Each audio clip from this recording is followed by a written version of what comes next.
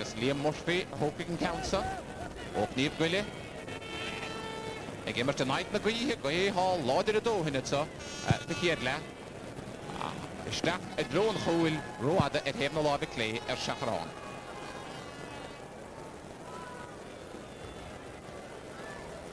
Charlie Nelligan an son bhíoh sa chúil agus de Kerry agus ní dócha go sear ó hástal is a Gantson a mehisteach gan chuine an ag Kerry.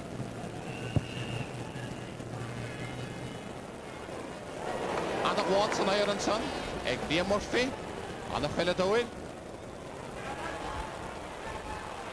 Chorgastig Michael D. Cahill agus Serkic gnóthaithe ag Michael D. ó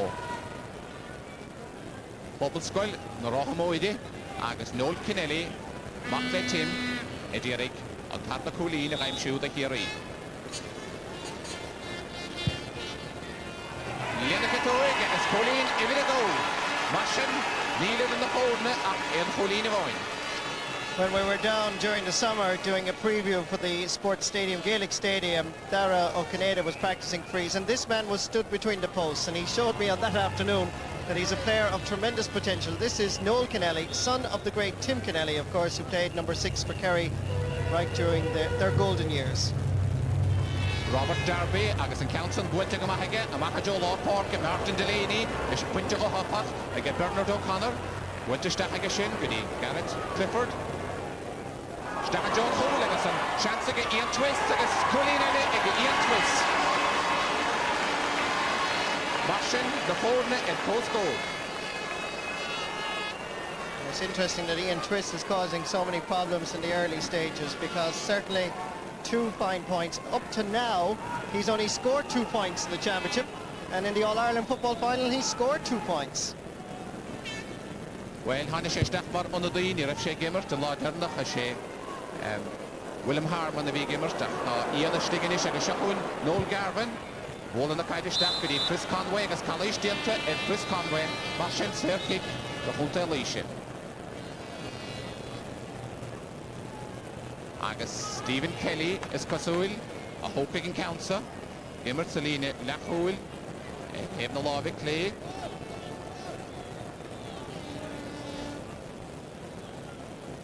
Mar sé siú de gréibh a chunta é sa chluigh canis an lidig a Laois. Stephen Lianachatóig ód na gaíthaige bhfuilte go híos a lápach agus ní múnásás na bheith sé sin agus a teachtamach ón O'Connell ar go bhfuil annachadéirean bán builtige faoi ís ó bhí sé ádléon diaag Laois an éimh léana ó hinne le ach mé amach haris a bheith líne agus Niall Collins a hópig an council.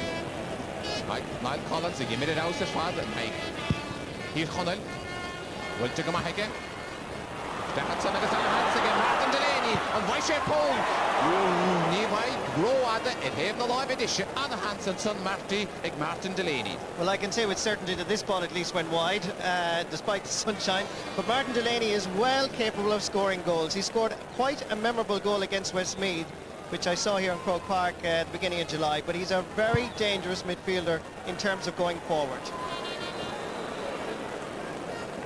Agus Calais dianta a Mohalá Páirce ar John Shockrú an Serkic builtige agus na Martin Buggy teachtamach a chaid mihimhuig agus anna chúpla góla an son agus Shahir Colin Parkinson ar seoige sé deirtarach an háidíad an sahinúh agus Calais dianta ag Garrett Clifford góla builtead ródhéanach aige mar sin Serkic de Laois agus de Noel Garvin. It's quite a strong breeze as well, Micheál, now in this first half. It's a beautiful day here at Croke Park, but the breeze just a little bit in favour of Laois in this first half.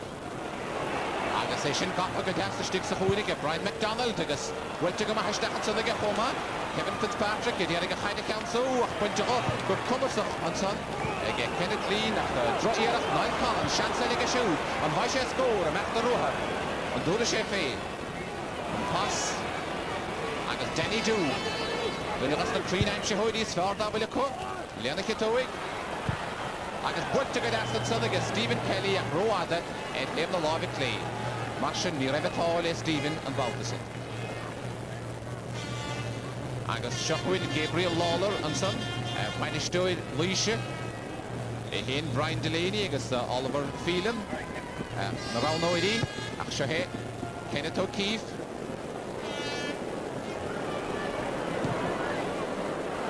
Wilting an Niall Collins Sárathe ag John Shockrú haid nimmert go maith lá páilce a Kerry go dísa agus an achtarúthe Ian Twist agus a rís Serpic nóthaithe ag Ian Twist. I think Laois are going to have to make a positional switch here in their full-back line because Ian Twist is causing problems for Pádraig Langton, and I would not be surprised if David O'Hara would be switched, that's the number 4, switched over to the right corner back position in a matter of minutes. Agus seo Liam Murphy bain an counsa a hógant do Kerry agus be sé dírig iad a chucontusig den géadúir sa flothe.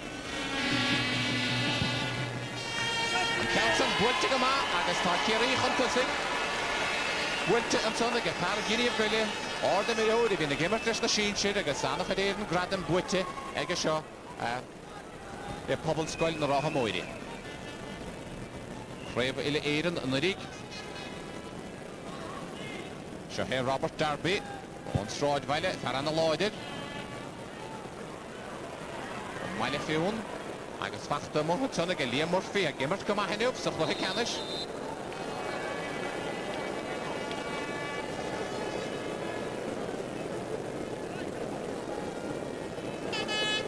Marsin Críndíireach ar a líne cúgvéadar agus dahad Liam Murphy hénig a hópaigh an counsa. Cawn anna ord bwyntige i Steffenson a Joe Terna live edition Shacharán. Liam Murphy is the top scorer for Kerry in this championship campaign, a goal and 21 points, and himself and Gareth Clifford are the real danger men on this Kerry attack. So number 12, number 14, just keep an eye on. Liam a gimmer leis na minúir an udig chomaciana ach seachuin Robert Darby Ime Harris Noel Garvin John Shockrú an son goí John Lynch agus seo hé Ian Twist a ríisteach agus chalíos dianta Ian Twist annach a déireann saorchicina á muchtant ag Ian Twist agus é ábhríonn róbád a Pádraig Langton go díosa a réchama.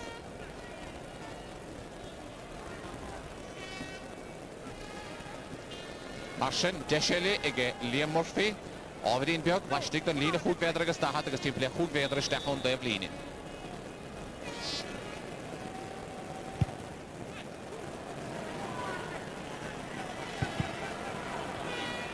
Sárathe go deasan tuna go Colin Parkinson ach an kick an ordas an air agus a Joe an daobh líne. Well, Laois started brightly in the first 5 or 6 minutes, but Kerry have slowly got into this match. Mar sin éómatí agus deisinis ag John Shockrú ag Kerry is i hit cín agus tá sé sin dianta ag John Shockrú ag gimmert go maith pandarín áte agus ag gimmert a lápáidce mar go bhfuil Tommy Griffin ón angan gortathe ach anna hús at fad léanach a dimire ag John Shockrú. Kerry point, and certainly John Sugu, the midfielder, positioned himself well to take the score.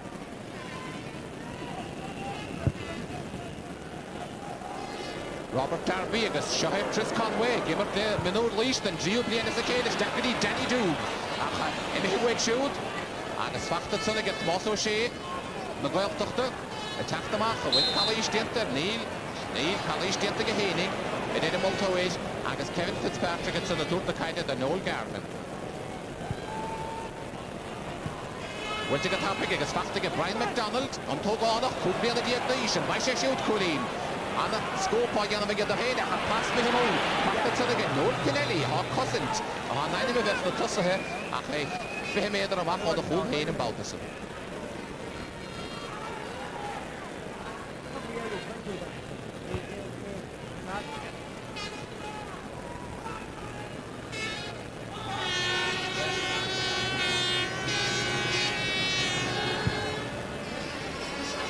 Kenneth O'Keefe amach a Joe lápáidce agus anna chóra go lára ort fachta go John Lynch captain a fórna agus seo hé Ian Twist a ríist agus Matt leis an adóg séite ag an multóid agus Baltaváin eile Laois dianta Ian twist cap.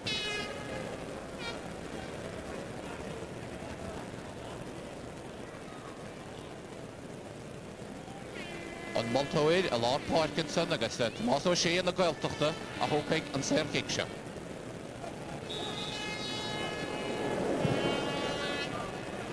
Stach Jonah Carnoga, Garrett Clifford, Anna Watson, Eric Garrett, Agus Buntigadi, John Shotru, Chancer Score, John, Achalagi, Sarah Robert Darby, Amachatson, Gadi Niall Collins, Agus Niall Amachta Ruhar, Anna Lana, Joan Tevline. Agus Tomás O'Shea, Machta Gadasiga, Laois Diented Moss. Tomás O'Shea, younger brother of Dara O'Shea, is doing well at centre back, but really Laois have lost their way, and I think this man knows exactly where they've lost their way around midfield. Shahé John Shotru, Kick Canor, the Jonah Carnoige. Niall Collins, Agus, Ibunjagohiga, Michael D. Cahill, Fachtaga, Garrett Clifford. Then the Horner Stangadi, Bernard O'Connor, Emmy Hewig Shoot, Ian Twisser East, Alone Gadi Garrett Clifford, Haftagan Lawn Foley, Martin Buggy, Winterhop, Derek Conroy, Bishemi Hamaharisha de Vline, Tan Bratton Orde, Egan Moyer, and Immer Delano Jerai, Tan Bratton Orde, Kick Schlassa, Evegan the Kerry.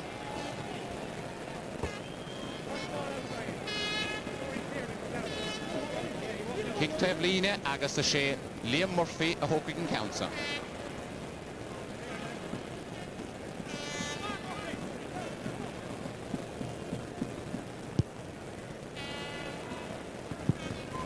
Count line share, Hanson, Agus, well, Campus Gorimishishin, Jarib a whole boy, Achas Kasul Narimik.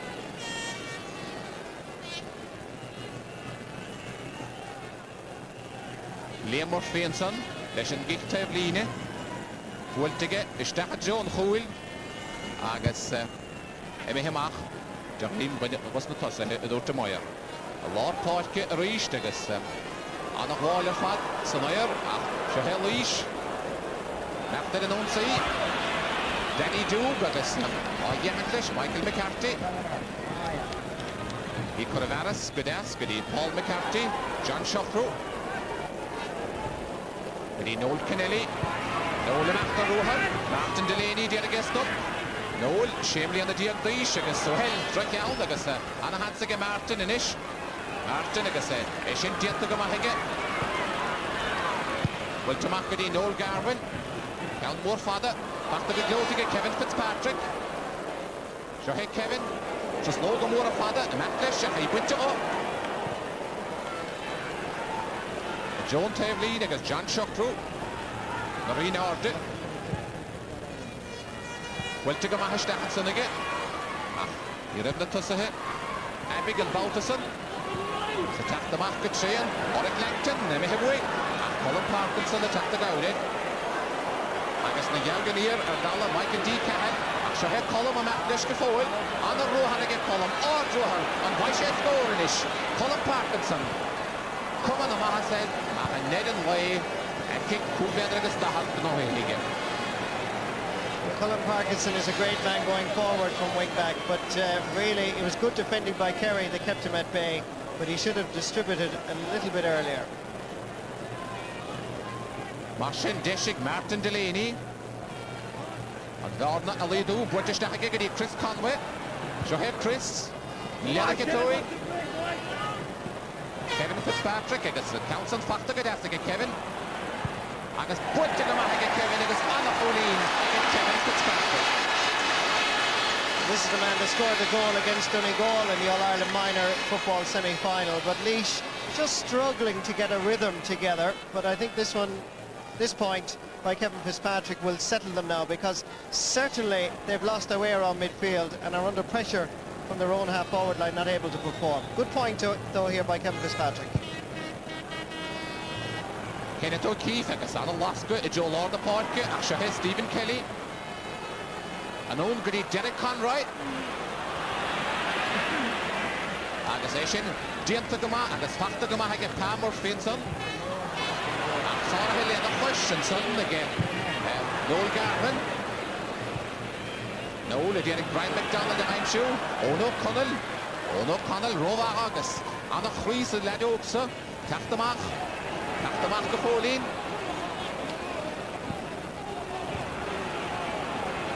Cork Brian McDonald. And have a Harasha Dublin. Well, Sir Kick, a Spanish get Chris Conway, and I stick the Moss O'Shea. Chris Amachtaroha, coming in at Chris Lennox going, and it's Chris the train. Great score by Chris Conway. A goal in 19 points he scored on Laois' path to the All-Ireland final. First point in this game. But the point I was making earlier about the Laois half-forward line, Chris Conway epitomises that, because certainly he has not been in the game. He really was thinking about a goal here, decided against it just there, made an angle for himself and took his point. Good decision. Kenneth O'Keefe and Mahajo Law Portke, and a Shahel Lyle Collins. Left the Hemorrhage of Mahela Kanish after down and Ruha reached on the Tabline, and a happy. Splawlish of him after Keen. Actually, Moss O'Shea in the Gultachta, Agus Kademar Wall, Goody, Noel Kennelly, Lennox Katowi, Garrett Clifford, Agus Michael D. Cahill Lashtigda, Ian Twistle Lurk the Kaidid, Garrett Wall and Nordis and Agus, Lennon and Colin Parkinson. Reached Ian Twistle, Kalish Dinta again on Balthasar at Colin Parkinson.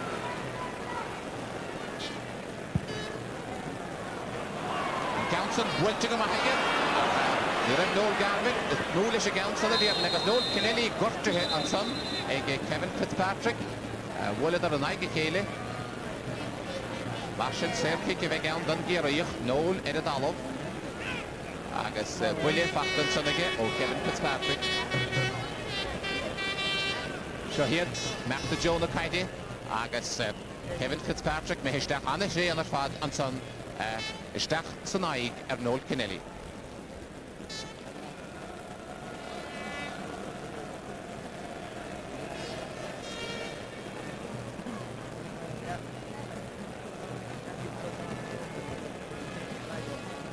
Noel agus Kudva Cosanta Dientage, Homa Leve Hegimmer, Temasna Dussahe, Gudisa, Agus the Cosanta Visha and Baltus and Homa, nor a Jennifer Halisher. Corlish Marshall, Hor, Noel Kennelly, Agus on Multoid, Agus Charlie Nelligan, Agus Imni on the Have, Agus Claire Edwards, Stigginson, Corlish, Hor, again Claire, Noel.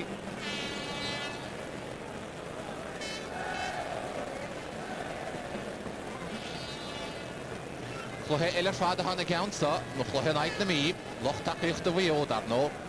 Agus Eda Soul, good Lurishet, on Coran, Sheer Locher. Agus Bader, Gemechet Kerry, on the day who to the board, well, we on the day Rishis the Source, Fan of Cleveline, Agus Pasul, Gabe, Parna Gueltach, Ed on McGallte, and Noel Kennelly, and on Lanum Terai. Kenneth Lean, there's a serve kick, and a wall of Father Son again, Derek Conroy. Will to get as again, Derek Conroy. Goody Martin Delaney, goody Danny Doom, and a Hansig Danny, Shahid Danny Rohista, and a Hansig Danny Nish, and Hackwood to Oha, Bachatson Gomahagan, Michael McCarthy, and Sir Kick, get a Multoid. The reputation that this man has developed over the summer months is reflected in that little piece of action, because when Danny Doo got that ball, not one, not two, but three Kerry lads converged on top of him.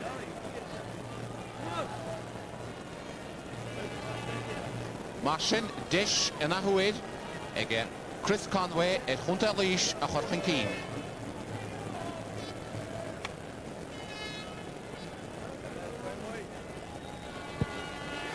And a Sunday to get Chris Conway as an ish. Walkley Evo, but Colino and Keen, and I Walkley in the Richter.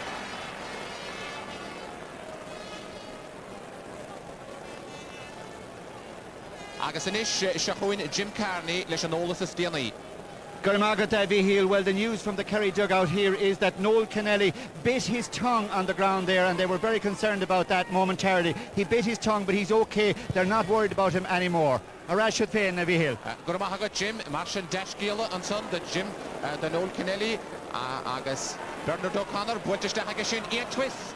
Pachta Gadasagayan and Vaisha scored. Ian Twist, Bunta the Horde, the Gasana forward, post scored. And the Yimmer to Ian Twist, Marty. Ah, yes, he really is playing superbly now at right corner forward, and that's 3 points he's scored. And I'm very surprised, Micheál, that my suggestion of quite about 10 minutes ago hasn't been made, that Laois have not made an alteration to try and keep this man a little bit quiet. He's roaming. The beauty of his play is that he's not just confining himself to the corner forward position. Martin a moch a lot parke agus on Hydinson a reached again Vankiana Ian Twist goody Noel Kennelly Nonansa goody Paul McCarthy agus light to Wigginson he vicious off the shin half kill from in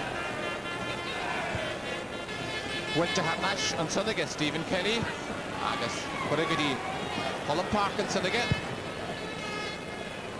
the Rich Rasnatson, Owen Delaney, and Mihawake, agus Shahan Collins, agus Ian Twist, agus a reached Ian Twist, Rovacha. Harnashenson, goody Pa Murphy, Pa Fevru. Wiltestach a Losh Liga, John Lynch, a Corok Stigginson, and Mihawake, agus Fakta Gadasson, agus Stephen Kelly. And then McDonough here, Martin Delaney, Captain of Paul, agus Polish, Grona, the Martin Delaney, and son. Agus Garrett Clifford, the unit counts on it. Garrett Clifford is a man who can throw himself around a small bit. That's not my first time spotting him doing that. Colin Parkinson accounts on Dwell to get Martin Delaney, captain of Fortnite.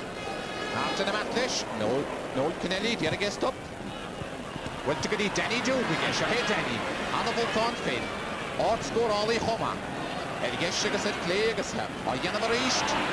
Agus Michael McCarthy, Colo Shearwick, Danny Mihalashtigda, agus Danny Matlish Gafold, Noel Nishgudi, Noel Garvin, Noel Roada, and him the law of Clay, agus faded a number of side of Intessa guidance on Danny Duke and not Squealy. Yeah, I think that the tactic that Laois normally uses is feeding Danny Duke and they in turn feed off him. But the fact that Laois are finding it hard to gather clean possession and use Duke effectively is inhibiting their performance. Agus Shahid Niall Collins, Erin Siege, Deputy Brian McDonald. Lena Horton, goody Noel Garvin, and Padlock Park, a chance of score again, Noel. Neil Avoide, on son, Kevin Fitzpatrick, at back the stig again, Kenneth O'Keefe, Agus College Dienta at Kenneth.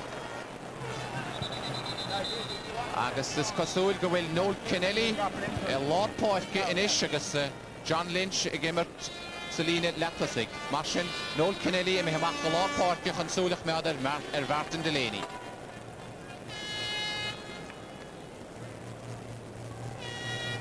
I think that comes from the fact that Martin Delaney looks to be the most threatening midfielder in this Laois setup, particularly, as I said earlier, about going forward.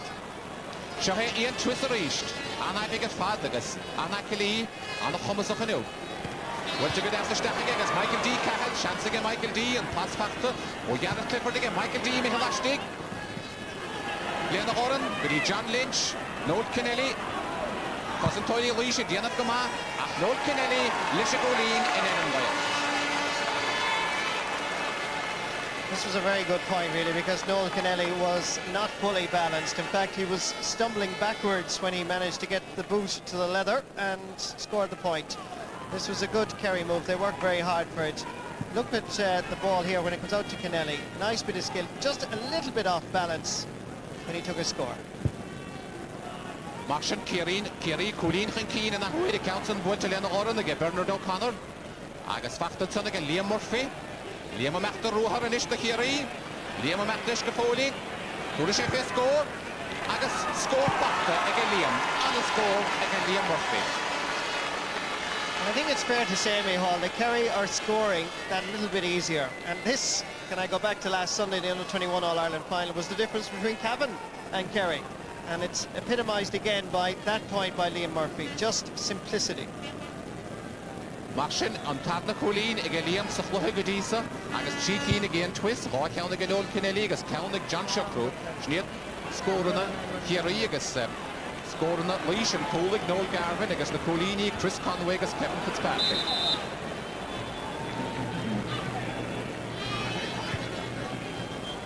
Danny Dew, Danny Dew got Chris Conway, Agus Tomas O'Shea, Edianik Sulek nadir.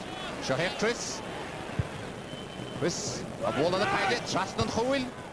Agus kick Kulvedra agus dahad Hishir, Shinahe, John Mohan, Hish Stachanson, agus that no law on the water Father John.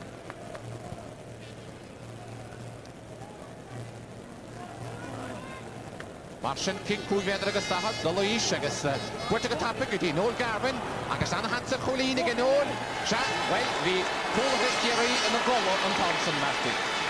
Yeah, I think Kerry will be annoyed with themselves over that, because that was not typical of Kerry play, as Mayo team are arriving, Mayhall, into their dressing rooms. Law on the water, Fad Doif Shogus, Bishitso, the Suin, on Crave, who cheer Loho, Passion the Sheer, or Dungiaduid, or Hoos the Goyagadigas.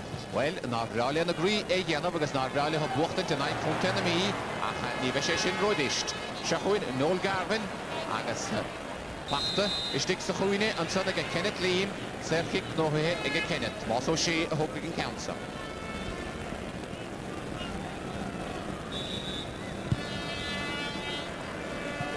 Ian Twist, agus Kalish Dented, Anach Eden, Kalishi, Anian of Edinogonach, so enu, agus a Gimmers Gama. Liam Murphy, a hoping on Serkik.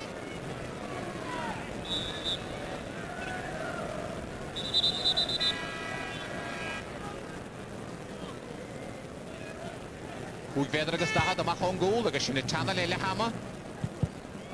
Agus Bachta go dasa Stigginson, agus Chachtamach go trail, the Hunter Leisha. Derek Conroy, and Atlish Gafoil. Kevin Fitzpatrick, Lena Oren, and McKenna Clean is Dasmara in Chashin. Count on the Hochter. Agus an pass godi John Lynch, captain the Fordne, Parky Loughlin, Claire the Hayden is Tushkim Lianige, Michael D. Cahill, Agus Skipper on Dollar, Dana Multoid, Agus Marshin, Stephen Kelly, Hogan Council. Bit of a doubtful decision there, I must say, against the corner forward for Kerry. Well, again, Danny Dew, here after the tunnel, Alamologa for a Positoidi Kerry, Agus Mel, on Multoid, and again the chef, Hashem Council, and order after it here. Danny Dew, agus John Shockrow, agus Noel Garvin.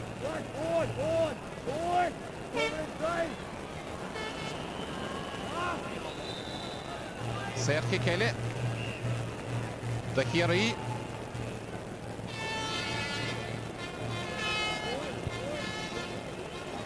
Draw here after Hutchinson, agus Shahuin Arish, Derek Conroy, agus Yvette Paul McCarthy, Rojas Finish Ganson, agus Kalish Diantanishiga, Marshin, Dishiga Luish, agus Lanomat, no Nomat, Push, Lahwidich, Emmermehe, and score a Horamu.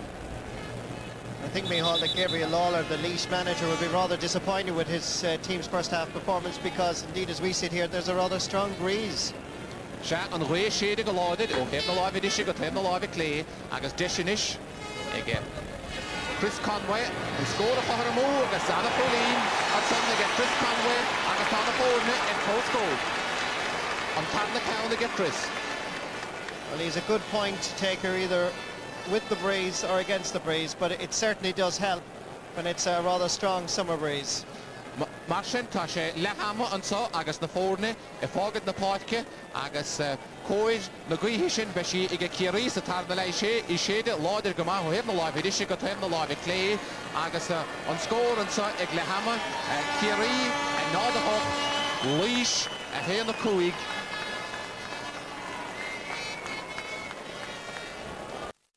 But it's the same thing that you see maybe managers will say, won the throw in, put pressure on the goalie right away, thump on the high ball, there'll be better nerves. Ball before that actually bounced over his head and was a good clearance. But at that stage, you know, it was a great start for Laois, but they were completely out of the game. And after 4.5 minutes, Kerry were actually level with them. So Kerry showed great decisions. They started winning the ball around the middle of the field on the forward line. But Ian Twist, the left full forward, is roaming out the field, and he's showing how exactly a corner forward should roam. He's roaming out the field, he's there to pick up the breaks, but the good thing about it is he's on the end of the move when the ball goes back in as well, and that player like that is very hard to mark. And it's surprising, as Marty has said in the commentary, that they didn't switch some other player on him, because he's the main The other forwards aren't really getting into it as much. He's actually picking up a lot of breaking ball in the middle of the field. Maybe put a wing half back on him that's more used to playing around the middle of the field and put somebody else back into the corner to do the job in there. Sure. Okay, Martin Carney, let's have a look at one of the Kerry scores because they got some excellent points during this first half. Absolutely. In particular, I think both Liam Murphy and Ian Twist have been very, as Martin already said, Ian Twist has been particularly impressive. We see this one coming here into the corner, and Michael Cahill gets the ball, cuts inside, and again puts the ball out to the midfielder John Sugru, and eventually very, very slowly it comes back to big Noel Connelly, who struck it over beautifully with the left foot. And I must say Noel has done very well to get back into the game, because I thought early on he took a very, very heavy knockdown there. Now, quite honestly, looking at it from here, I thought his jaw or his teeth or something had gone. So he got that score fairly soon afterwards and has kicked another one since. And he, to me, has been the most impressive, along with Ian Twist, in the Kerry forward line. And, you know, Martin and myself talked earlier just before the match. We didn't think it was much of a win, but it seems to have gone up considerably since the beginning of the minor match, and it will be favouring, I think, Kerry in the second half, and will be a factor, I think. Martin Delaney, with the own Delaney, o Fort Leisha, when on Google a giver to Fort Leisha, agus Rutrasna and son, Kenneth Lean, agus an Anach Shoot, Kevin Fitzpatrick, Croke, agus Fachtanish, Pam Murphy, and a Hongracht and Lena Coyle, agus Quintarohega, Kenneth Fitzpatrick, Mirlichtenach, and Edmultoid, Martin, Sir Hick the Kerry. I can assure you, Micheál, having stood down at the Hill 16 goalmouth, that it is a very blinding sun, and it'll be interesting to see how the Laois goalkeeper Robert Darby does in the second half if any testing ball comes into him. Agus Shahun Laois, agus Niall Collins, ball in the Kaiditon, agus Callish Dinton, Ryan McDonald, and son, agus Martin, Sir Kick, Wiltshire Tapig Stachidi, Chris Conway, Holin Zakirla, Bull Body Stick. Kenneth O'Keefe, agus a Council, Gafa go Mahiga. A Plama Sheeranson, agus a cousin, Derek Conroy. Bachtige Derek, agus a Derek Bertachorta, Nietzsche Fisht, Ian Twissa for it. A Callish Dinter, a Deremultoid. Pam Murphy, the Kerry. Agus Vera and Son, a own Delaney. No, on Heide Meheroada, Bader, Meheroada, Lishagide. Agus ar hista, Ryan McDonald, ha gimmert go ma. Isteachsan gyda Chris Conway. Cawndain Sherach, a Joe the Carno ige. Agus Glanamai Dinton, a Kenneth O'Keefe and Baltus, and a Machgadi Pam Murphy. Agus Imiha O'Fa, a Callish Dinta, a Gon Delaney. Tus Brever go ma, Martin, Lesha Tarnala, Martin O'Connellinson. Agus Loch Nami, agus Pat Reynolds, Toma, Mackley, Pat to Vicha Gimmert, Schnee Pat, so she is Stoch, agus Pat Sheenshire, Vicha Gimmert, the Shaskady.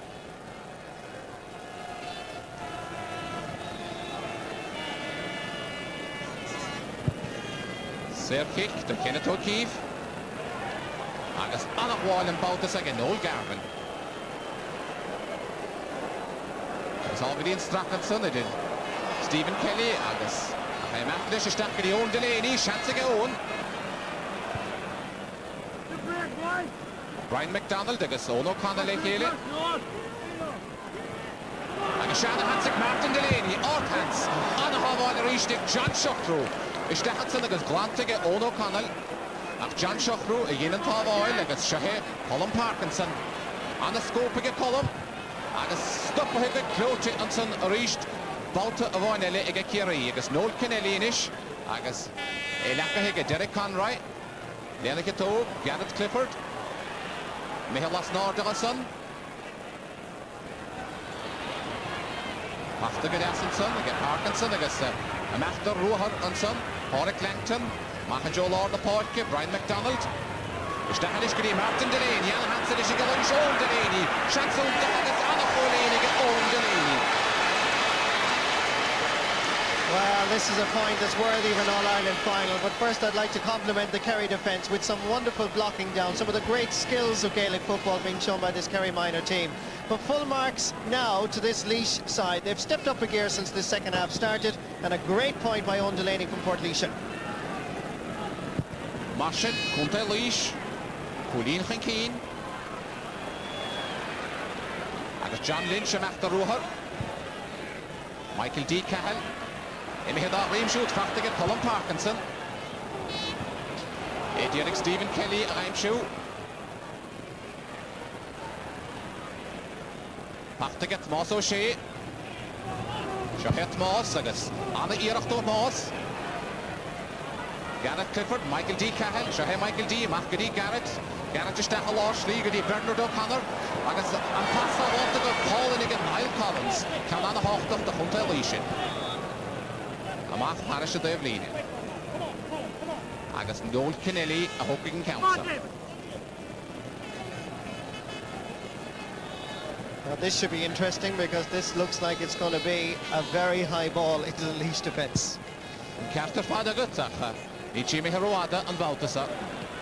Oh, Anna Ward with Ogus. Well, we should have failed Sparod to Tartala. Martin Delaney, Conte the phone. Gimmer to Sparod. Gadi Derek Conroy. Anna Lodid, Anna Jayan. Anna Wall of Factigo, Moss O'Shea. Nietzsche for the down with it.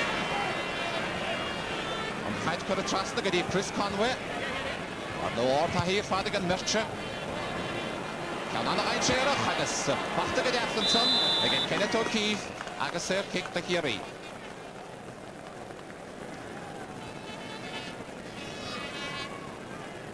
Agus Gadar Kadari Hasheshi the Queen of Nidol Mugwilach Menu the Cadentinis at John Bailan. A Queen of a gown chinshir Ganana goal. And reached Martin Delay and reached about the Noel Garvin. Agus yet a Gimmert. It also Tarnala, Untelisha, no Talter Fat, Stephen Kelly, and a Sir Kick no Hinge. Come on the Mahasa Chapter, Eden Wishisha, and the Henix of Tarnala. As can make a good novelty, Emma Foes. Shall have Brian McDonald. Get a slave who clothed and give to a rear. Will take us and me all, Brian McDonald and Balderson. Mea's carte indeed, Mihal, because certainly Laois are playing surprisingly well against the breeze. But full marks to Martin Delaney and Noel Garvin. Two of the finest catches you've seen in Croke Park all year have been produced by the Laois midfield. And very unfortunate at the end of it all that Brian McDonald hit the post. Shagas and Nahuir, Noel Kennelly, Lord Park, John Lynch, Selina Lechosig, Shahe John Shockrugas, and on McGarrett, Spader, a T-tap to the board, the Kerry, Shahe Garrett Clifford, but Ian Twist, Hannah Hontoro, Ian after staff, and Council Mihawig, back to the death, and so they get Porrick Langton. Will to trust the goodie, David O'Hara, Elmore Fada, Pam Murphy, the Guidey Lorde, Noel Kennelly. Noel McLeish in Isha Ruher. Anna Hola or Derek Conroy. Will to go Heschel, Goody Pam Murphy. Ian Twist. Agus Ovidinberg Roada at Hemna Lava Clay.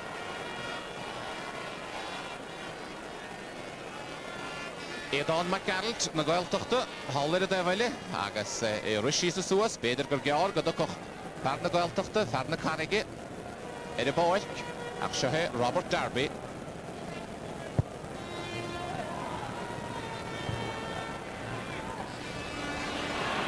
Reach Derek Conroy.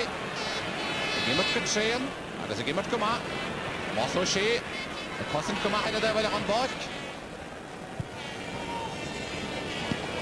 Garrett Clifford. And he away. There's a reach Derek Conroy. And the Floha Gimmert together. Martin Delaney. Brian McDonald. Brian. Oh no, Connelly there against them. Brian and Andish go forward. And the row had a Brian that dropped it now in Eden way.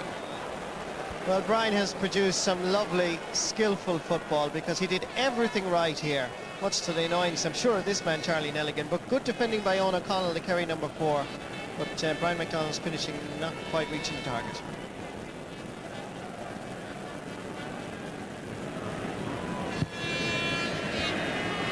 Kenneth O'Keefe, Joe Lord Portke, agus reached, Jenov Ed House at Fad Anna Watson and Brian McDonald, Buttiga, Buttiga, Chris Conway, Anna Hansa score again, Chris, Buttiga, agus Buttiga Crane, agus good Thomas, agus Portalish, Music Key. This is not just a good point by Chris Conway, it's a bit of a classic because in terms of not alone the accuracy, but the way he hit the ball. If you watch it very slowly, you can see the angle he took and the way he just glanced it off the boot, and it curled sufficiently enough to go over the bar. Agus Edon McCarroll to tafta de bar, de Eden Kerry. Agus besh siú de gimmert na tusahe.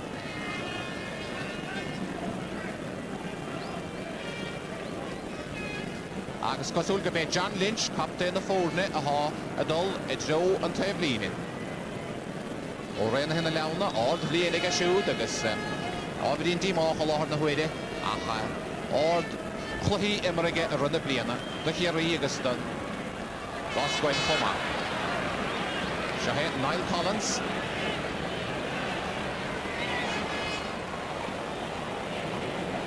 Agus Laois agus héad a crowd na caide. Agus Brian McDonald de ríist. Cuaimar tiasig a Laois agus Shahed Derek Conroy. Lai sé siúd scór. Derek Amantlis. Derek ar a dalab an chaid mihigwig. Wintergo. Agus iad twist here an sanna mes na gosan toidí na Kerry an drohiarach. Stach a Laois. Niall Collins. Húglean agus dahad. Winter Trasnige. Agus Martin Delaney serci de chunta Laois. Laois an uachtar an ish sa tarna le gan éna go an aid na gwihe iad a gimmert an a bach. I saw this Laois midfield combining very well in their Leinster Championship campaign. That's Martin Delaney and Noel Garvin. I was surprised with their poor performance in the first half, but they've certainly stepped it up, and as a result, Kerry are finding it difficult to get a grasp on this game at the moment. Dish Marshin ige cunta Laois chól glan a chur idir ténig agus Kerry. Ó drohiarach dapach ó Chris Conway ní bheith sé róhásta le sin. No, that could be a crucial miss actually, because they needed that little bit of breathing space. Still 2 points between the teams, and that would have at least given them a bit of confidence.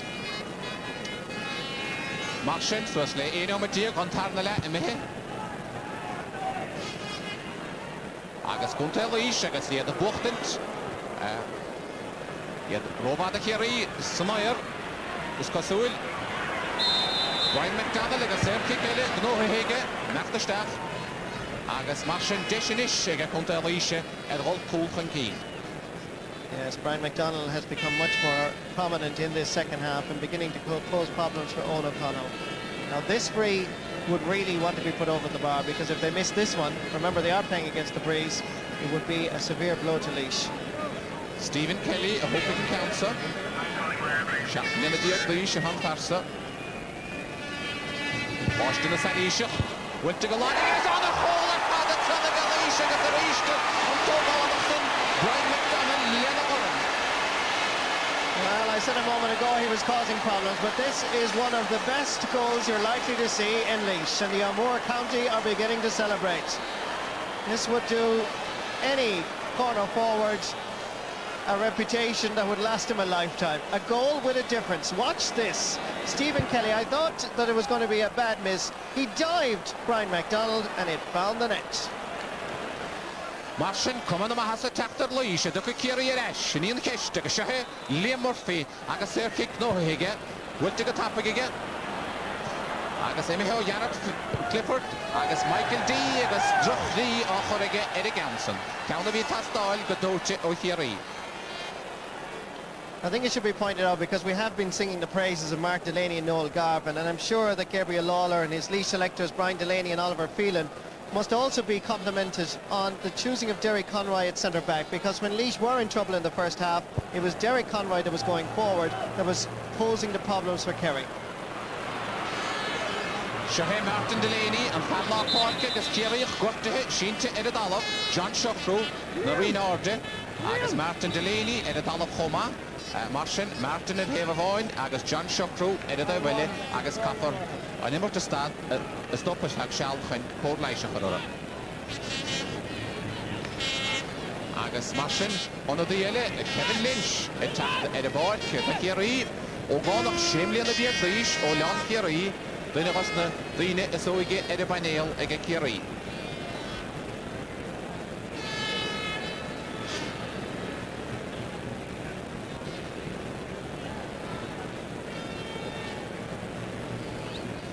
agus deisiligin an sa sár hól líise a dhiiscint an chaid buite go híise agus a nacht lena horan an son go glóirte fád Brian McDonald á Harricane agus a bóla na chaide lena horan ísel isteach an líon táir.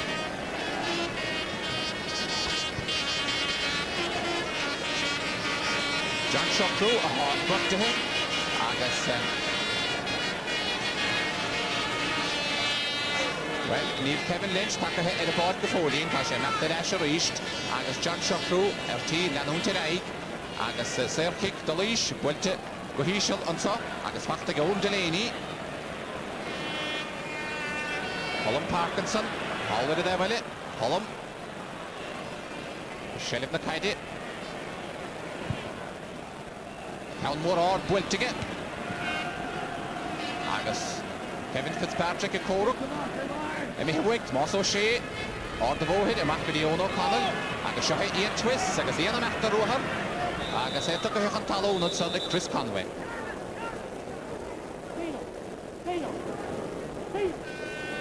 It's funny really, Micheál, the way teams play so well sometimes against the breeze, better against the breeze because of the style of football that they've been coached in. Well, ní lean áras ná bhfuil sé sin fíor ní bháinna leanna minúil a glór gus na fórna sin sin chomá le blianta be an nuas ní hála go bhíh fadó. Seo Niall Collins go dtí Brian McDonald an meiscailí náir lána choil McDonald luiseacht agus go é seolta chunta líise a bháin na hhuiir a beidir ar tí géad mhóraí Kevin Fitzpatrick an achtarsteach go tréin Kevin go fólín anna chóla fat fachtan sanige ó feamor fí tá chur dá bhile an chaidir eisiacha agus seo Chris Conway agus Eric Ihal a Croke Builte stachatson go dtí Owen Delaney ar eisiau is go dtí Martin Delaney anna eisiau go Martin Talís Jacobson agus mas o sé a Martin Delaney agus well Gareth Clifford is ligan son agus bod eige tas a slí dianta cúpla miliúid. I think Gareth Clifford is guilty here, to be perfectly honest, because when the Laois men went down, just see what happens with Gareth Clifford, because down goes Delaney. Now just keep an eye, there's what angered the Laois players, and I think they've every reason to be incensed at that.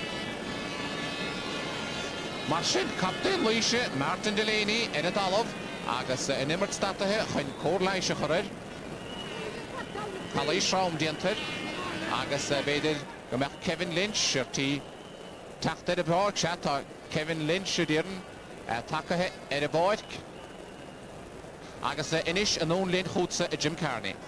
Well, Kerry are concerned about the injury to John Sugru. They feel he's not able to continue, and they've got Martin Beckett in for him, and Kevin Lynch is standing by as well. And I can tell you, indeed, Micheál, that Laois are warming up a number of substitutes as well. So Martin Beckett and Kevin Lynch on standby for Kerry, and John Sugru can't continue. And indeed, he has just come to the sideline. So John Sugru off for Kerry. Agus John Shockrew mar a deireann tú gur míl maith agat a Jim I méiad an barc agus Martin Beckett take heisteach ar a báid ina áit. Agus gimmart a stig sa chuoine ach séir kick de chunta Laoise agus Stephen Kelly a hóca gin cansa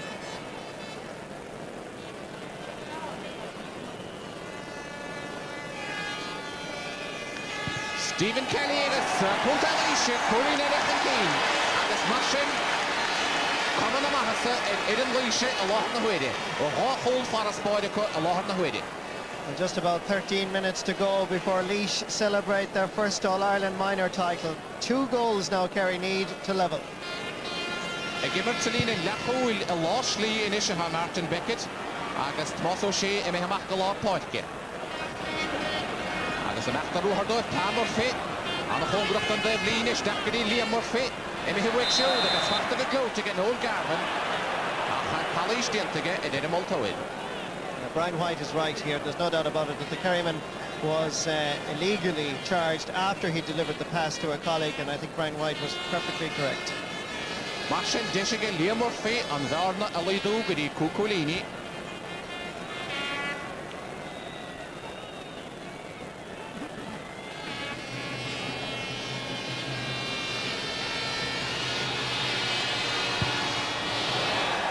Drohiaracht ó Liam Murphy agus ní mónásásta a bheith sé le sin. And I think with that free missed, I think Kerry's chances are taking a very rapid nosedive at the moment. Marsin Deniomatí Fáca agus cumna maithasa chunta Laois í lean áras a échar ná go bead an nuirin na sfearriad sa tarna le agus go méidir gur leo hitteach Coran Cuoineáin Tony Maher orthe ag John Hyland dan na midóid is fearr seo Garrett Clifford Derek Slí gan a hen Derek Kerry húta leis Áhol chun déirig Édan McGarrett na gáilteachta a mecht leis a róthar agus Édan tu go an talón a sér kick buinte róthapa ige an son agus well ní raibh Kerry chaile is nú leis a gaunsan agus mar sin seachún Laois agus bué an a seolta agus an farsa Haréine anna séan bhfuilte I Joe an taobh líne go dtí Brian McDonald agus Martin Beckett a Croke Pa Murphy Martin and son agus seo Édan McGarrett Eis go dtí Michael McCarthy Beckett an ón an is go dtí Paul McCarthy Ceann mór fada ard Bernard O'Connor agus a dhéanamh leis Colin Parkinson Colin Rollacha Ceann anna hochtach de chunta Laoise Noel Garvin agus Tomás O'Shea Mertesteach Paul McCarthy Noel Kennelly Noel agus Calais Diented agus Marsin sér kick to Kerry. Well, you often hear the basis of any good team is a good half-back line, and I think Niall Collins, and as I've praised already Derek Conroy, as well as Colin Parkinson, have a very formidable half-back line, and Parkinson is not alone a good wing-back going forward, he's able to defend as well, and I think in that just earlier sequence you would have to give full marks to Colin Parkinson. Marsin, Garrett Clifford, Ceann anna hochtach to Kerry. Wiltigerson, Hackte Míle Báid agus Wiltiste Anna Báid and Father Stigginson. Anna bheith Niall Collins a gine, Anna Báid agus seo Colin Parkinson. No cousin Toyney, Gimmer to Downs, Anna cousin to Fadiga Leishinson. I think the All-Ireland title is Laois after that because it just would not go in for Kerry. He was literally on the line, not once but twice. Just look at this again. As the ball came in, the Laois defence for the first time really got into a tangle. Kerryman had it here, just barely kept out, then it came back in again. This should have been in the net, but Martin Delaney was there. Good defending. Kerry mecht a róthar, Tomás O'Shea, anna róthar a dieta Garrett anna hansa géad twist a Cole aga iad twist. Anna passo Tomás O'Shea, anna róthar agus an ish, ní náil nach an Cole bháin.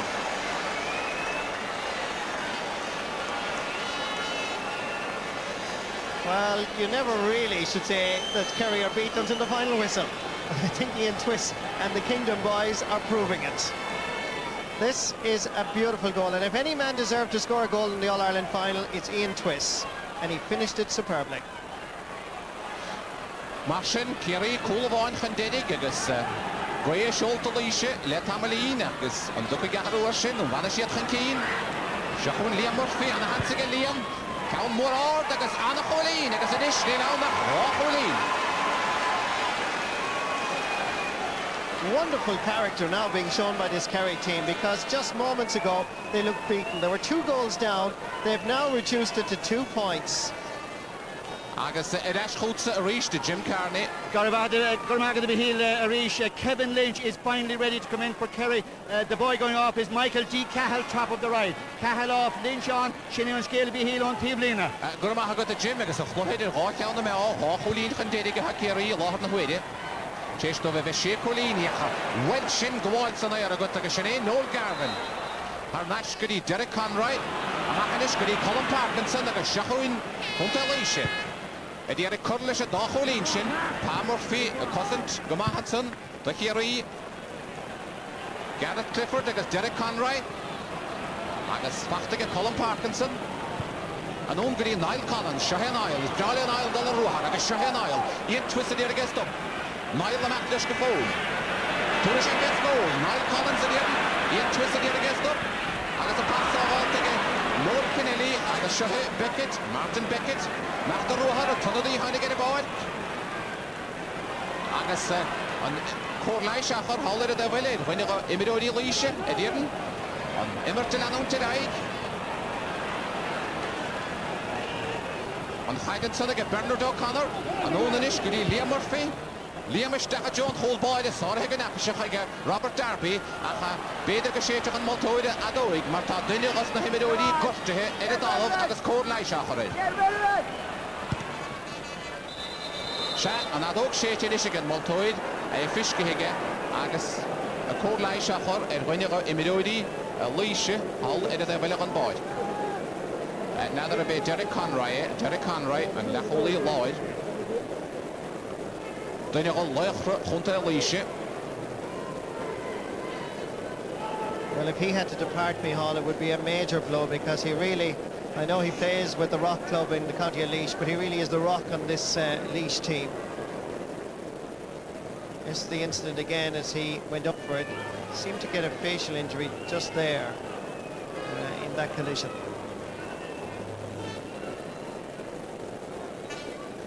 Ja, hoch go méidir go raibh Brainir fáil leis a stólam go meisi an leanúnta raig. Beidir na fiacail gorstathe.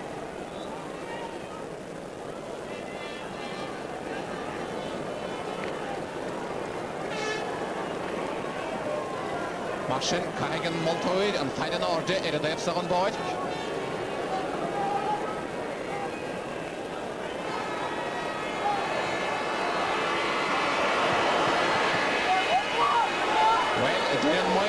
Martin Delaney in him up there. He can't see him go ahead.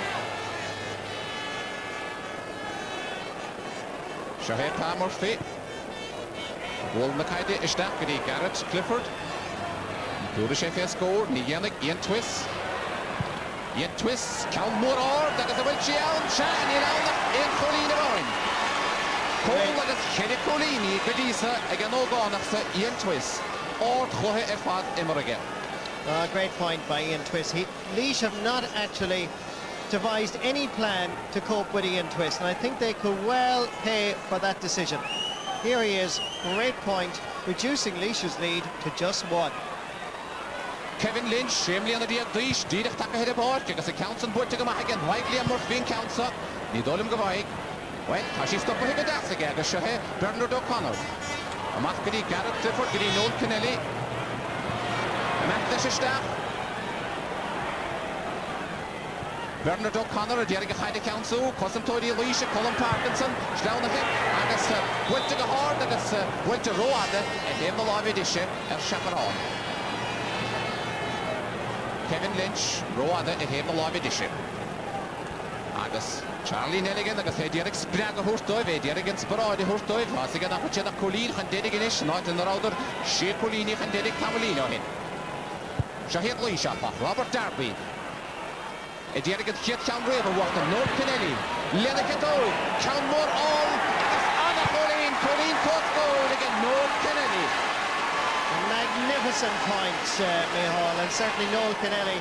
I'm sure Dad Tim would be very proud of that one because that was a beauty. But full marks to this Kerry team because really they've lost so many of their first choice players. They've shown character, skill, tremendous determination, above all else a belief in themselves.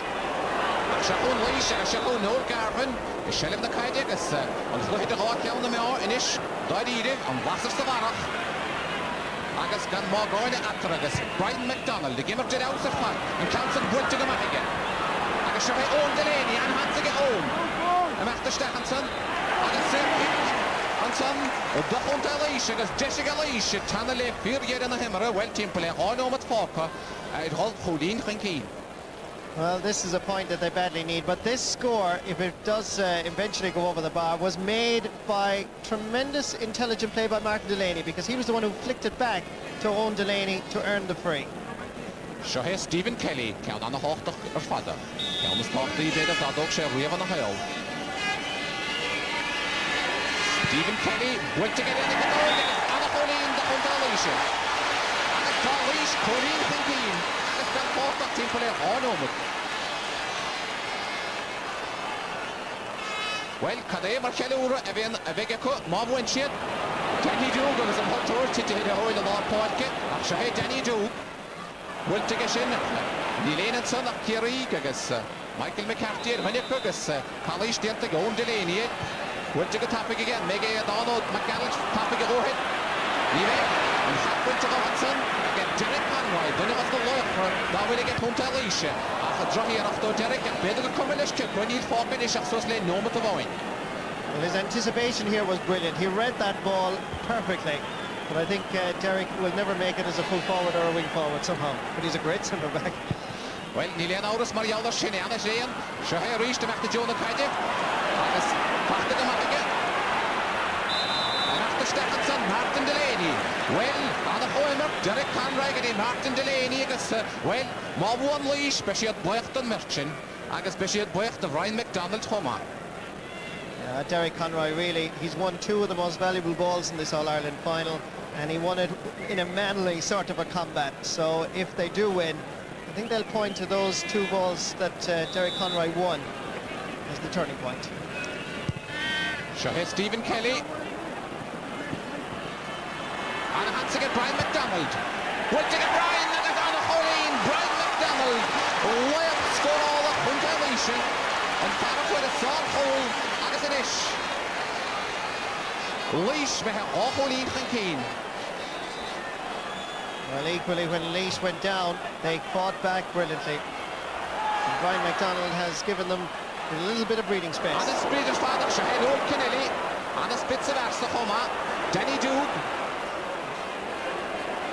Agus Beshed Yerrigan, Evers de Royal-Unish, Beshed Yerrigan, Heineck Meod, agus Ehud Lesh, Stefanish, Giddy, Chris Conway. Kevin Fitzpatrick, and I don't need Kevin, but they get Kevin, they got on the hole, like a Shanae. And right, Vian Adolf Shades again, Montoy. Agus say, on the Yim off and Padlishin. V. Palish, the time, agus capture the back ship and Torsta at Nivuin. Well, I must say I'd be a little bit critical of Brian White here because he blew very, very late. He only blew when the boot went flying here and when the ball was on its way. It's a harsh decision, but it still goes Laois's way. After coming to Mahasar Laois, she had Hawkholin Hankin, agus Shahay Chris Conway. Agus Bedit, Goel Corum Tam Markham, Ediran, Edith Lee, Goody, Kunta Laois, Marta, Nomad, Lequish, Lehuid, Lig, Emeramiche, Kademar Kelura, Evegaun, Masaula Gavin. Chris Conway is an ish, Tachi Colini after him. Anna Colini, Asakele, Egalish, Chestov, head post goal. Well, they did it the hard way, Mihal, the Laois boys. Agus Shahay, Derek Conroy, then it was the Laois Rodavilico, agus Fiat Marahashe, Method Saulish, with Goody Danny Duke, we have to come around, Danny Duke, Count Morard. Agus Brian McDonald reached, Amach Goody Martin Delaney. Brian McDonald. Winter go hopper, get Moss O'Shea, Untaction, get the Laois, then Giano and William. Craig Manur, the head and Whittaker. Then Giano and William. Kademar Kelly, again, Laois. Great day for the county of Laois, Mihal. Their first All-Ireland title ever in this grade, and only the second for the county. They won the Junior All-Ireland in 1972, and the Laois people, who have produced so many good footballers over the years, have finally got something to celebrate. And I think we should compliment their arch-rivals from last year, Westmeath. There was a titanic struggle with Westmeath, who did wonderful things by winning the All-Ireland minor title. But when Laois saw that Westmeath went on to lift the #1 trophy, I think they were motivated right throughout January and February. So congratulations, Laois. It can only be great for Gaelic football. Shagadain ortas pontas fada gase a mo tilte go mahako and we kommer fakshal go mohadish gnapische khani Kerry rash khormid der score a hatson behidaik le konta Laois reached the Shahay and captain Martin Delaney agus emi Jesus agus kogade gas yana vege Jack Bootman lesh agus again Dermot O'Clovoin khomakiana or das po khashel legas Emily agus Patron an Chumin agus Michal Alet gebek tinte knav Korabach et fuet Laois tra honna nacht agus kann het nabe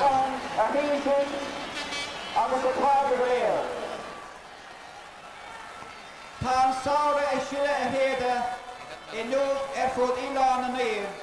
Delaney, captain for Laois. Mahu Martin.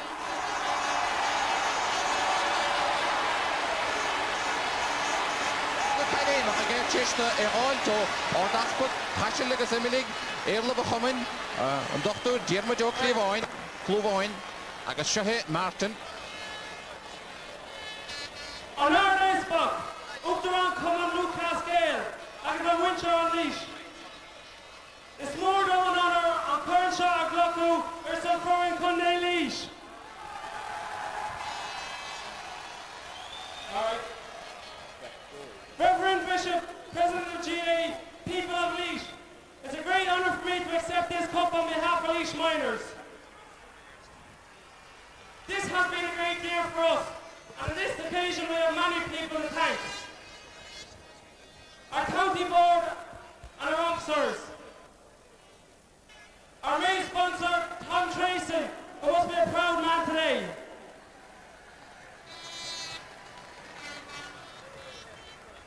Our supporters club for being the financial heart of the team. A job well done. To all our supporters here today, those who are here, those who could not attend, and those proud Laois people watching abroad, we would all like to say thanks.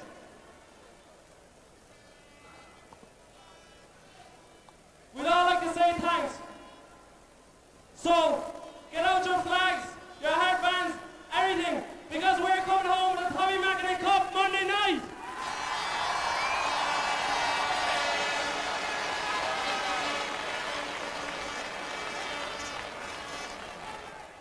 I'd like to thank our restorer, Aidan McFall, and Dr. Keating for keeping our bodies in tip-top shape.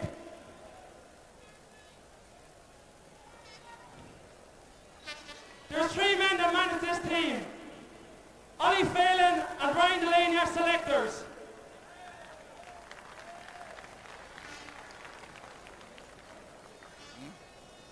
Our manager, Gabriel Lawler. A great ambassador to the team. He put his heart and soul into this team. And we must have over 60 training sessions, and he was a joy to work with. Thanks a lot, Gabriel. This is for you. Finally, I'd like to thank the Kerry team. They get great gusto to come back.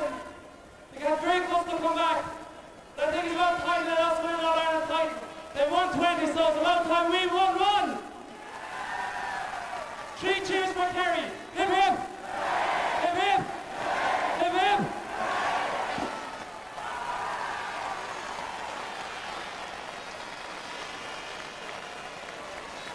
Here comes back to the midfielder Noel Garvin, and he's outside the boot going for a point, and probably it showed him maybe the bit of luck was with Laois on the day, and maybe he should have knocked it over the bar, that ball coming in. It's a great start, and the end up that was what was between the teams. But Laois showed great character, Michael, the second half when Kerry came back level. Showed great character to come back at them, and that was really when they won the game. That's character that wins matches, and a lot of these Laois players, they hold on to them, and a lot of minors don't fall away and don't be there maybe on the 21 level. They have to look after them. You had Westmeath last year, Laois this year. For long enough, Dublin and Meath have been dominating Leinster. It's good to see other teams coming up. Both teams, Martin Carney, showed an awful lot of character in this match. Kerry were down by 6 points at one stage and they fought back. But the second Laois goal was just as important as the first one, as it turned out, of course. Very much so. At the time, actually, as I said, Laois had been monopolising the game, and in fact the free kick that was taken here was very poorly struck. But Brian McDonald, in the true instincts of a corner forward, threw himself at the ball and just deflected it into the corner. It's a wonderful piece of opportunism by Brian McDonald, who to my mind deserves great credit, given the fact that he's the youngest player in the team.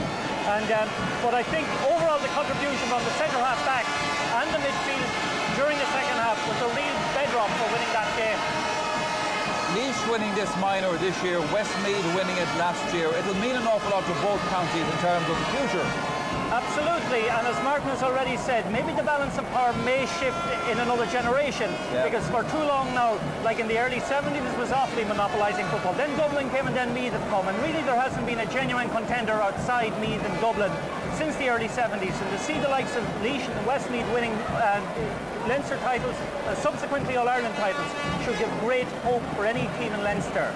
Must also remember, Martin McHugh, that Laois had a goal disallowed towards the end of the match. Now, as it turned out, it didn't matter. They got a point out of it in the end. Mind you, if they were 2 points down at that stage, they would be pretty sore about this one.